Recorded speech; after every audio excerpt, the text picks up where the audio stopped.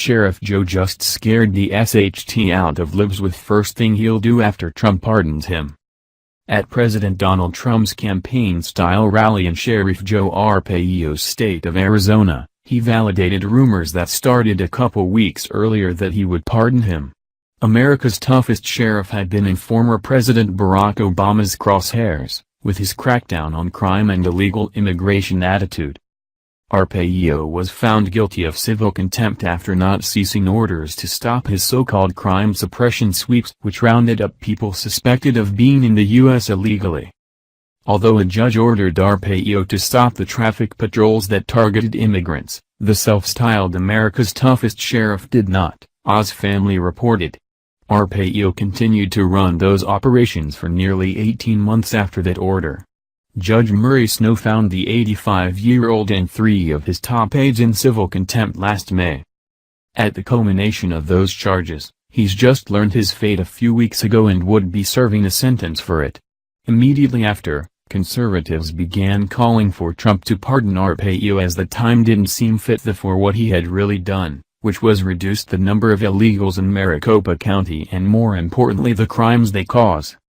Considering that the current president and the former sheriff share the same views on this detrimental immigration issue, people hoped Trump would pardon him, which now appears to be a reality.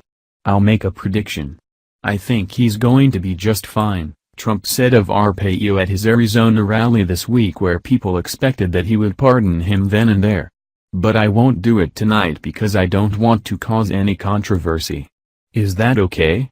Trump added. However, after that Arpaio has been through for just doing what he thought was the best thing for this country, which it was, he plans to get the vengeance he deserves on the former president who did this to him.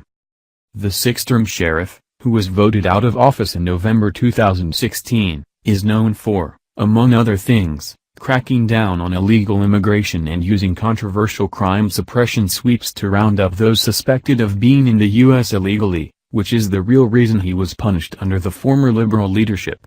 Those operations, which went on for years, are what landed him in court, Oz family reports. As soon as he is pardoned, Sheriff Joe plans to go public about the abuse the Obama administration allegedly perpetrated against him, which is terrifying to all liberals and their beloved leader. In addition to this, he suggested that he will charge former President Barack Obama and his Attorney General with misusing the justice system to their advantage, which was to push him out of office.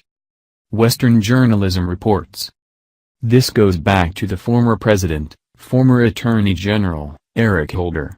60 days after they took office, they launched this investigation and here it is.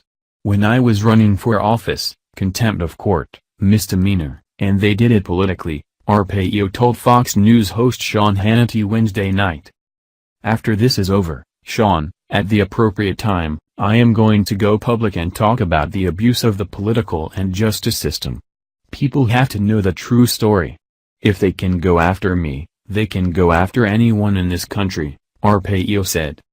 He elaborated on what he had said in an interview earlier in the day with Fox Business Network's Neil Cavuto. I'm being charged with a misdemeanor, contempt of court. The sentence would be the same for a barking dog, he told Cavuto. By charging Arpaio with a misdemeanor, federal prosecutors circumvented the requirement for a jury trial.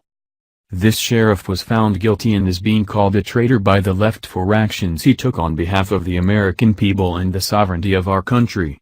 Yet Hillary Clinton and Barack Obama still go free without a single charge against them for all of the traitorous things they have done. The left celebrated the charges brought against Arpaio as a victory against tyranny while completely ignoring all the real acts of treason their favorite politicians have committed. The main difference is that Joe was trying to stop the illegal immigration and liberals have only tried to arm, aid, and abet them.